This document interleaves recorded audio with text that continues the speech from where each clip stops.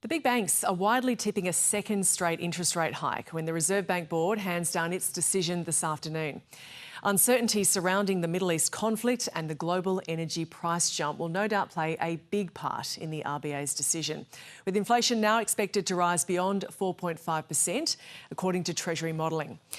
Last month, the RBA increased the cash rate for the first time in more than 2 years after inflation picked up noticeably in December. At the time, RBA Governor Michelle Bullock hinted further interest rate hikes could follow later in the year. That has come sooner than expected, as the Middle East war fuels inflation here in Australia. Iran's blockade of the Strait of Hormuz has put global oil supplies at risk, sending the price of Brent crude above $100 a barrel.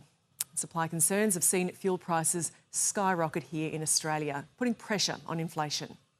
Ahead of the May federal budget, Finance Minister Katie Gallagher says the government will be factoring in cost of living pressures with a possible third rate rise forecast for May.